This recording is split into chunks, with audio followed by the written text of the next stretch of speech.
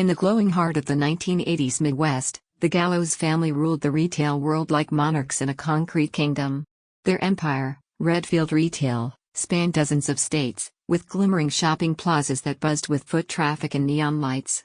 At the center stood Victor Gallows, a commanding, silver-haired tycoon whose handshake could close million-dollar deals and whose glare could silence a boardroom. His wife, Eleanor, an icy strategist with a mind for numbers and a memory for grudges, managed operations with surgical precision. And then there were the children. Aurora, the golden child, practically co-hosted board meetings by the age of 15. By 22, she was featured in retail magazines, photographed between racks of designer brands and luxury labels.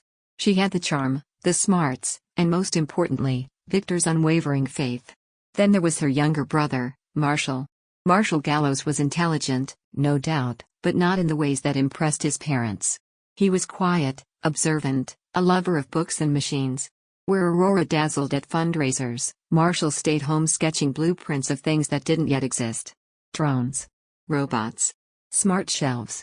He wasn't a disappointment, at least not overtly, but he was invisible.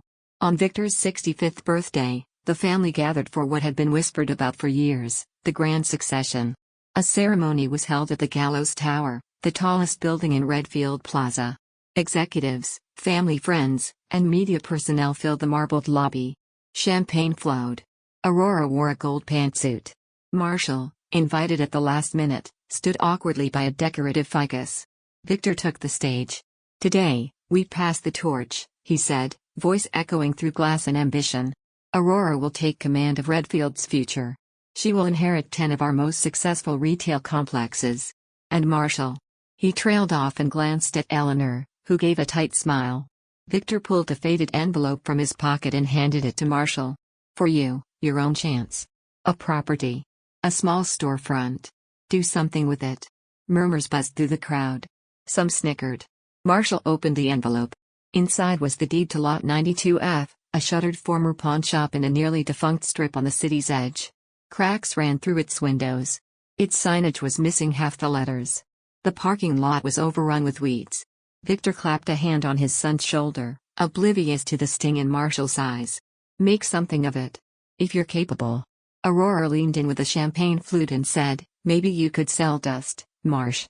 That night, Marshall sat on the grimy floor of his new empire, surrounded by peeling wallpaper and rusting shelves. Humiliation burned in his chest like acid. The world he'd been born into had rejected him. But there, among the cobwebs and decay, something sparked, an idea. Redfield Retail was built on the belief that people would always want to shop in person. But Marshall had been reading, watching, learning. The future was digital. People didn't want malls, they wanted speed, convenience, efficiency. And this crumbling building? It wasn't a curse. It was a seed. He pulled out a notebook and began to sketch. By sunrise, he had the skeleton of something new, a hyper-efficient, small-scale distribution center, designed for fast delivery, automation-ready, and adaptable for the rising tide of e-commerce brands. He would call it NexNode. Over the next 6 months, Marshall worked around the clock. He spent what little savings he had on second-hand robotics and refurbished conveyor systems. He taught himself programming from forums and YouTube. He lived in the building, ate canned soup, and showered with a host behind the alley. Local contractors mocked him. Investors didn't return his calls. Even the city zoning board laughed when he filed for a commercial logistics license. But Marshall didn't stop. He started small, processing inventory for local Etsy sellers and indie brands that couldn't afford their own warehouses. Word spread. His tech worked. It was fast, accurate, scalable. Within a year, he had 5 clients. Then 15. By year 2, he'd hired a team and expanded into 2 more forgotten storefronts nearby. Meanwhile, Redfield Retail was hemorrhaging. Malls sat empty. Brands pulled out. Renters defaulted. Aurora launched a massive ad campaign to lure people back with in-store experiences and loyalty cards. It flopped. At a corporate gala, a reporter asked Aurora about NexNode. "Oh," she said with a tight smile, "I believe that's something my brother is dabbling in. Very cute." But Wall Street didn't think it was cute. Investors started calling Marshall. Magazines ran pieces on the rise of micro-fulfillment.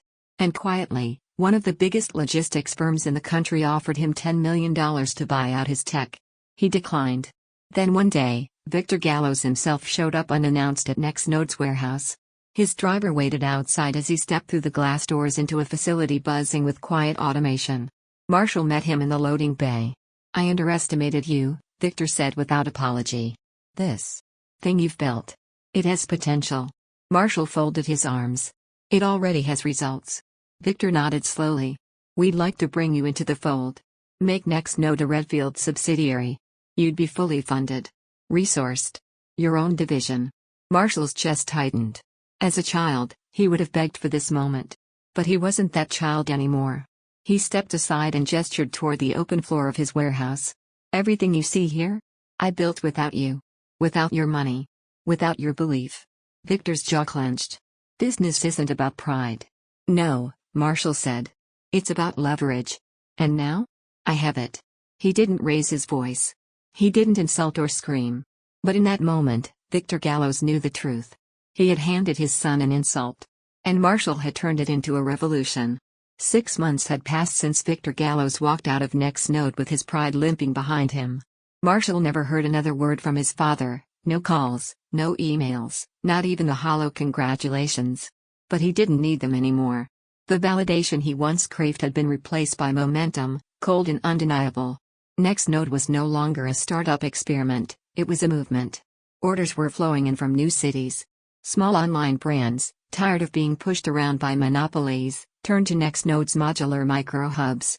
Marshall's tech allowed 2-day delivery without the Amazon badge. Independent businesses could now compete with the giants, and they saw Marshall as a liberator. Meanwhile, Redfield Retail was unraveling thread by thread.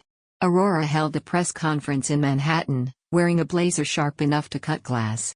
She smiled wide and declared, "Brick and mortar isn't dying. It's evolving. Redfield is proud to unveil our newest project, Mall Integrated Experience Zones." Her voice was polished, her posture perfect. But behind her, the numbers told a different story. Over the past year, Redfield's foot traffic had dropped by nearly 40%. Flagship stores shuttered their gates. Anchor tenants pulled out overnight. Aurora tried celebrity endorsements, augmented reality dressing rooms, live DJs, anything to bring people back. Nothing worked. The quarterly earnings leaked early. Down 27%. Their stock dipped to a historic low. Financial analysts started whispering the word no Gallows had dared to say: insolvency. Back at NexNode, Marshall stood before a wall-sized map. Each pin represented a city where they were planning expansion. "We'll prioritize Denver, Phoenix, and Cincinnati next," he said to his team, voice calm but focused. "Each site needs to be operational by Q4. "That's aggressive," said Ellie, his new COO, who'd left her position at a Fortune 500 to join him. "You sure you want to move this fast?" Marshall turned to her. "Redfield's bleeding. They're going to make a move. I want to be 3 steps ahead when they do." And he was right. It began with whispers, strange zoning delays on NexNode's new lots. Then came an anonymous investor warning leaked to the media, casting doubt on NexNode's tech stability. Several long-term clients received inquiries from Redfield attorneys about their supply contracts. It was subtle warfare, but Marshall recognized the scent. Victor and Aurora were getting desperate. Then the calls began. First from Eleanor. She left a message, carefully measured. "Marshall, it's your mother. We should talk. You know how these things go, public image, corporate misunderstandings. Let's clear the air." He didn't respond. A week later, Aurora herself called. "Marsh," she said, voice sugary with tension. "Let's be grown-ups here. We can collaborate. Redfield has infrastructure, reach. You have innovation. We could be unstoppable together." He muted her mid-sentence and dropped his phone in his desk drawer. He knew they weren't interested in partnership. They were circling, looking for a weak spot. And if he gave them a crack, they'd tear NexNode apart and retrofit the carcass for their failing empire. So he hardened his defenses. New contracts were rewritten with poison pill clauses. Investor agreements were restructured to resist hostile takeovers. Marshall hired a dedicated legal team with one mission: make NexNode legally bulletproof. Then came the news that surprised even him. A major logistics firm, one of Redfield's former partners, offered NexNode a deal that would give Marshall not just capital, but access to a nationwide transportation grid Redfield once controlled. The price? Redfield's territory. Former Gallows strongholds. Should we be worried about pushback? Ellie asked as she reviewed the offer. Marshall leaned back in his chair. They're out of moves. This is the checkmate. Indeed, things were collapsing faster than even the most cynical analysts predicted. Aurora's PR team launched a rebranding effort, Redfield Reimagined. They pushed emotional commercials featuring families shopping in bright pastel malls, but they aired on platforms no one watched. Redfield's lenders, frustrated by consecutive quarters of losses, began demanding restructuring. Aurora tried to sell off underperforming properties, but the market had shifted. No one wanted outdated retail complexes anymore, not with e-commerce rising like a tidal wave. One night, as Marshall was walking to his car, his phone buzzed. A text from an unknown number. "It's Victor. I want to talk. For real this time." He didn't reply. 2 days later, a man in a tailored gray suit showed up in the NexNode lobby. Marshall watched from the second-floor window as his father stood awkwardly among receptionists and interns. He looked tired. Smaller. Marshall met him in a quiet conference room. Victor didn't speak at first. He studied his son's face, this man he once dismissed as a creative hobbyist. There was no gloating in Marshall's expression. Only patience. Victor cleared his throat. "I won't waste time. We need liquidity. Our board is fracturing. Lenders are circling. Redfield can't hold out." Marshall nodded. "I know. We'd like you to come in. Merge NexNode with Redfield. You'd retain control. You'd have full access to our distribution properties, staff, assets." "No," Marshall said, instantly. Victor blinked. "You haven't even heard the terms." Marshall leaned forward. "You don't want a merger. You want a transfusion. You're bleeding out and think I'll patch you up." Victor exhaled through his nose. "You're being short-sighted." "No," Marshall replied, calmly. "I'm being honest. The moment I give you an inch, you'll take a mile. You'll twist it back into your narrative. I become another son who inherited greatness. But that's not the story here." "What is the story, then?" Marshall stood. "The story is, you left me to fail. I succeeded. And now you're failing, and I'm letting you." Victor rose too, his voice lowering. "This is your legacy too." Marshall's eyes hardened. "No. It never was." He walked out without another word. By the end of the quarter, Redfield Retail filed for restructuring under creditor pressure. A month later, they announced that several flagship malls would be shuttered or sold. Analysts dubbed it the fall of the mall dynasty. And Marshall? He bought 3 of their former properties at auction, paying less than 20% of their original valuation. He didn't reopen them as malls. He demolished them. In their place rose gleaming NexNode facilities, automated, connected, carbon neutral. They weren't nostalgic monuments to a dying era. They were prototypes for the future. One media outlet wrote, "The son who was given nothing now owns the empire his family built and buried." Marshall didn't comment. He didn't need to. Because while Redfield Retail was crumbling under the weight of its own denial, Marshall Gallows was building something stronger, smarter, and unstoppable. And he was just getting started. If Marshall Gallows had thought the battle was over after Redfield Retail's collapse, he quickly learned that old empires do not die quietly. The Gallows family, bruised and cornered, struck back, not with the power they once wielded in the market, but with the subtler, more desperate tactics of reputation and public perception. The media, which had once photographed Aurora under mall skylights and Victor at ribbon cuttings, now hungrily latched onto the drama. Tabloids printed side-by-side comparisons of Aurora's hollowed malls and Marshall's shining new logistics hubs. Industry blogs speculated about the family that ate itself. Marshall, a man who'd once avoided cameras at all costs, found his name splashed across business journals as the face of disruption. Redfield loyalists took to social media, some accusing Marshall of betraying his blood, others spinning tales of a ruthless takeover. Aurora herself launched a slick campaign, rebranding her narrative. In interviews, she played the part of the embattled heiress struggling to save jobs and traditions, while painting Marshall as cold and calculating. "Retail isn't just numbers," she said on a popular morning show, her tone wounded but dignified. "It's about community. Family. Some people forget that when they chase profits." Victor wrote op-eds about the value of legacy, never mentioning his son by name but alluding to modern upstarts who lack the vision to build something lasting. Eleanor, once invisible to the public, became a frequent guest on panels about women in business, always positioning herself as a pioneer who'd built Redfield's foundation, again, with only a passing, chilly reference to her son's innovations. Marshall tried to tune it out. He focused on NexNode's expansion, rolling out new features for independent sellers and launching partnerships with regional carriers. But the attacks filtered into his daily life.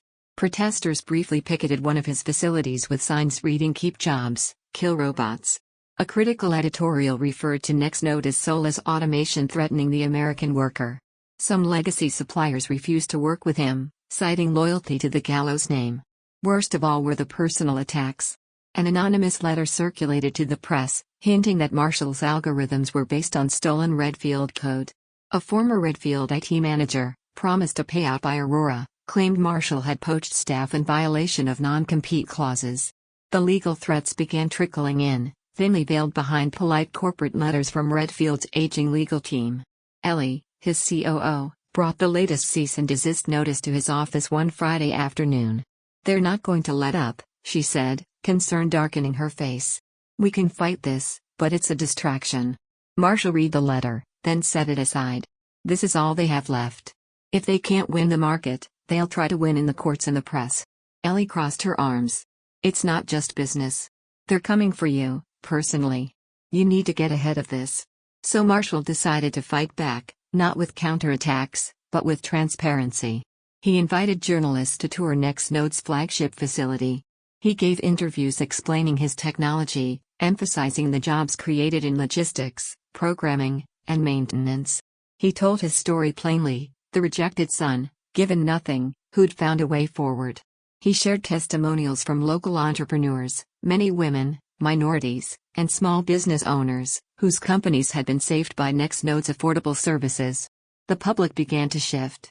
For every negative story, there was a viral tweet from a small business owner who could now compete with the big retailers thanks to NexNode. A documentary short featured Marshall alongside a single mom running a candle business from her garage, shipping nationwide thanks to his fulfillment system. But the Gallows family doubled down. Aurora gave a tearful interview to a lifestyle magazine, reminiscing about childhood Christmases at the mall and warning of a future without heart. Victor tried to broker a deal with a private equity firm to buy back Redfield's remaining assets and rebrand as a community-first retail collective. Even Eleanor called Marshall, for the first time in years, to beg him to consider mediation. "Your father isn't well," she said, voice trembling. "You don't have to destroy us to prove a point." Marshall, exhausted but resolute, replied, "I didn't destroy anything. The world changed. I just saw it first." As the weeks wore on, the attacks grew uglier. Leaked emails, some real, some fabricated, tried to paint Marshall as greedy and vindictive. Disgruntled former Redfield employees, encouraged by Aurora's PR team, went to the press with tales of NexNode's cold corporate culture. Marshall's board grew nervous. "Should we settle?" one director asked. "Maybe offer Aurora a seat, calm the narrative?" Marshall shook his head. "You don't solve a branding problem by rewarding sabotage. We hold our ground, keep doing what works. The story will tell itself." Behind the scenes, he bolstered NexNode's culture. He launched scholarship programs for local students in logistics and robotics. He hosted open houses for the community. He met with city officials and showed how his company revitalized derelict industrial sites, brought tax revenue, and created skilled jobs. Bit by bit, the tide turned. The negative headlines gave way to neutral, then positive, coverage. Reporters uncovered Aurora's pay-for-play tactics and Victor's backdoor dealings. NexNode's clients rallied to defend the company, many publicly citing their success as proof that the future doesn't need a Gallows mall to thrive. One autumn morning, a major business magazine published an in-depth piece titled, "Marshall Gallows and the End of Retail Royalty."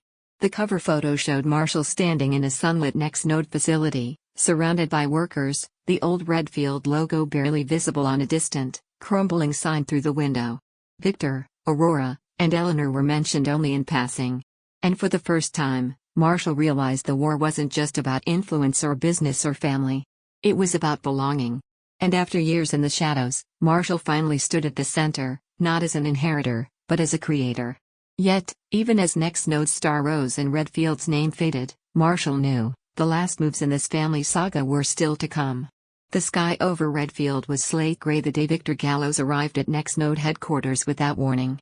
There was no motorcade, no entourage. Just a black sedan with worn tires and a suit that had seen better tailoring. The receptionist didn't recognize him at first. He stood awkwardly near the glass entrance, holding a leather briefcase like it weighed more than just papers. Marshall watched it all unfold from his corner office, high above the loading bays and data centers. "Let him up," he told his assistant, who blinked twice before nodding. Victor entered the room slowly, like a man stepping into a world he never imagined existing, one that didn't revolve around him. Marshall said nothing, letting the silence stretch. "You built all this?" Victor finally asked, eyes sweeping across the expansive room filled with digital maps, real-time inventory dashboards, and clean lines of minimalist architecture. "Yes," Marshall replied, offering no more. Victor nodded slowly. "I underestimated you. That's what you're here to say?" The old man's face tightened. "No. I'm here to make a deal." Marshall folded his hands on the desk. "You've already tried. Twice. I said no. Twice. This time," Victor said, placing the briefcase on the table and clicking it open, "I'm not here on behalf of Redfield. I'm here to give you what's left of it." Inside the briefcase was a stack of documents, financials, contracts, titles. At the top was a signed letter of intent, a full transfer of ownership. Redfield, or what remained of it, was being offered for sale. Not as a partnership. Not as a merger. A complete handoff. Marshall glanced at the papers. "So now you're selling me the ashes?" Victor flinched. "Call it what you want. The board's dissolved. Aurora's retreated from public life. Your mother, she won't admit it, but she's done too. And you?" Victor looked away. "I'm tired. And if I'm being honest, I don't have the stomach to rebuild. I see now, you were right. The world changed, and I clung to what I knew." Marshall leaned back, weighing the moment. He had fantasized about this, taking everything they once denied him. But now that it was here, laid bare on his desk, it didn't feel like victory. It felt overdue. Still, he knew what needed to be done. "I won't take Redfield as is," Marshall said calmly. "It's tainted. Nostalgic. Broken." Victor's brow furrowed. "What do you want, then?" "I want full rights to the properties. The land. The infrastructure.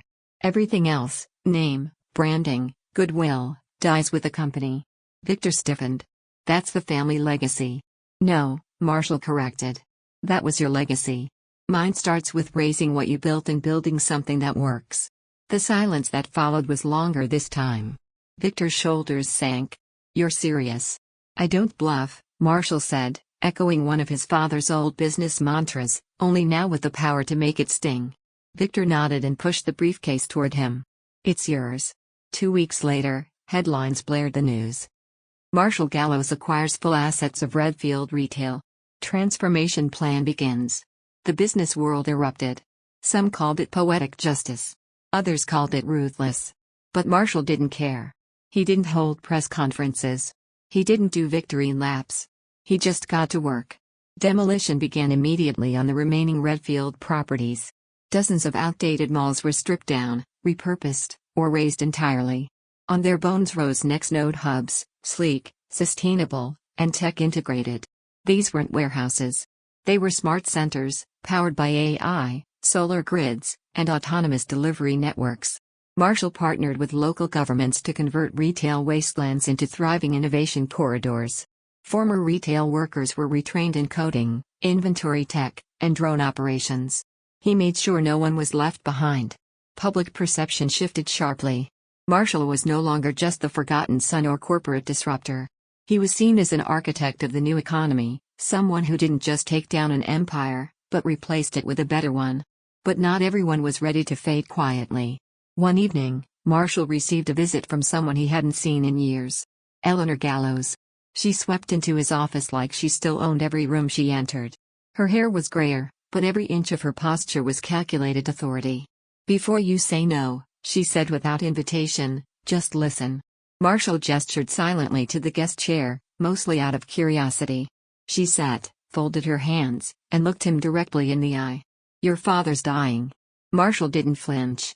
"I assumed as much. He doesn't have long. He asked for you." Marshall felt something shift, Deep and hidden, an achy thought had been cauterized long ago. Why now? Eleanor's composure cracked for the first time. Because he's afraid you'll erase everything. That no trace of him will remain. He's right, Marshall said. There won't be. She swallowed, voice softening. You've made your point. You've won. But you don't have to burn it all to the ground. Marshall stood and walked to the tall window overlooking a massive construction site, once Redfield's flagship mall, now being transformed into a NexNode HQ. He turned slowly. You came here to ask me to spare the legacy of the man who left me with a broken shell and a smirk. Eleanor didn't answer. Her silence said enough. Marshall sighed. Tell him I'll visit. That weekend, he walked through the worn halls of the Gallows estate one last time. The house felt smaller. Quieter. Dignity didn't live here anymore, just shadows of it. Victor was in his study, thinner and paler. He looked up when Marshall entered, and for a long moment, father and son just stared at each other. You really did it, Victor said hoarsely. I did. Victor smiled weakly. And now? Now I build. Victor nodded. I thought I was teaching you about strength. But you taught me something else. What's that? That power doesn't come from being feared. It comes from being right when everyone thinks you're wrong. Marshall didn't speak. He didn't need to. Victor reached out a trembling hand. Marshall hesitated, then shook it, briefly. As he left the room, he realized something else. He no longer needed to prove anything. Not to Victor. Not to Eleanor. Not even to Aurora, who had vanished from the spotlight entirely. He had already won the final gambit. Because he wasn't just rewriting his family's story. He was erasing it. And writing his own. 1 year after the final transfer of assets, NexNode's new global headquarters stood tall where the Redfield Empire's most iconic mall had once cast its shadow. The structure was unlike anything the city had seen, an angular marvel of glass, green steel, and flowing energy grids. It was not only an office building but a living, breathing ecosystem of innovation. Solar canopies powered the complex, drone delivery pads lined its roof, and a vertical garden wall towered on the east face, symbolizing growth from decay. Marshall Gallows stood at the heart of it, overlooking the lobby through his floor-to-ceiling windows. Workers bustled below, carrying tablets and talking logistics, ideas, and future plans. Not a single banner, photo, or brick from Redfield remained. It had all been stripped away. Even the address had changed. He never referred to it as revenge. To Marshall, it was correction. He no longer needed to explain his success, to prove his worth, or to carry the dead weight of a family legacy built on exclusion. The last mall had been demolished. The last old sign taken down. Redfield was no more. And in its place, something entirely new had grown, not just a business but a philosophy, adaptability over tradition, innovation over pride, merit over legacy. Yet, not all ghosts were gone. On a quiet Thursday morning, an incoming call blinked on his office screen, Aurora Gallows. He stared at the name, fingers hovering over the decline icon. But curiosity won. He picked up. I'm surprised, he said calmly. I almost didn't call, came the reply. Her voice was different, flatter, slower, stripped of the polished lilt she once used for the press. How did you even get this number? Mother, she said plainly. Of course. Eleanor always found ways to remain quietly connected. What do you want, Aurora? A long pause. Then, I saw the article. About the training programs. The reemployment centers. You're actually doing it. Yes. I thought. Her voice caught, barely. I thought you were just going to erase everything. I did, Marshall said, but that doesn't mean I wanted to leave people behind. They weren't the problem. Silence. She cleared her throat. So, what happens now? Marshall leaned back in his chair. The skyline shimmered with afternoon sun. The city was no longer the same, and neither were they. Now I build, he said, the same words he had told their father. Not on what was, but on what should have been. I see. A pause. I've left the public eye. Moved out west. Just. Needed to be away. Marshall didn't respond. He wasn't sure if he felt satisfaction or sorrow. Maybe both. Maybe neither. I was awful to you, Aurora continued. We all were. He said nothing. I know it doesn't change anything, but. For what it's worth, I'm sorry. The words hung in the air. Marshall didn't answer right away. Not because he didn't believe her, but because he no longer needed the apology. I hope you find peace, Aurora. She exhaled, as if some long-held breath had finally been released. "Goodbye, Marshall." The call ended. And just like that, the last voice of the old Gallows dynasty was gone. Later that day, Marshall hosted a town hall for his team. Hundreds of employees filled the central amphitheater, seated among screens and soft glow lighting. The topic wasn't earnings or forecasts. It was vision. He stood at the podium, not in a tailored suit like his father used to wear, but in a simple button-down and sleeves rolled up. "When I started this company," he began, "I was working out of a building no one wanted. It was falling apart. Forgotten. Like I was." Light chuckles. Heads nodded. "But what I've learned," he continued, "is that being forgotten doesn't mean you're worthless. It means you're free, to create without expectation, to define yourself by your own terms." The crowd leaned in, listening. "I don't want us to just deliver products. I want us to deliver change. To be the infrastructure behind dreams that don't have billion-dollar backers or boardrooms of approval. We are not just a logistics company. We are what comes after tradition." Thunderous applause. And when he walked off stage, employees patted him on the back, not out of fear or obligation, but out of respect. That night, Marshall drove to the edge of the city where the first NexNode facility still stood. It had been upgraded, of course, automated, polished, modern. But the bones were still the same. The building where he had once slept on the floor, eating cold soup and designing software by lamplight, still pulsed with life. He parked and walked to the old storage room, now converted into a server closet. On the wall outside was a plaque he hadn't approved. It had been installed by his team as a surprise. It read, "From empty space, comes infinite potential." Below it, a smaller inscription, "In honor of the one who saw the future in the dust." Marshall stared at it for a long time. And then, for the first time in years, he smiled, not the calculated, media-trained smirk of CEOs, but the quiet, real kind of smile that starts deep in the chest. He had won. But more than that, he had transformed. From the boy ignored in a gilded house to the man who now shaped industries, rebuilt cities, and rewrote the rules. He thought of the future, of apprentices learning logistics, of single moms growing their shops online, of kids like he used to be, drawing dreams on notepads, hoping someone would notice. He'd make sure they never had to hope in silence again. Not under his watch. Not in his world. And as the sun dipped behind the horizon, casting the NexNode sign in amber light, Marshall Gallows turned and walked back toward the future he'd built, with no ghosts at his heels, and no limits ahead.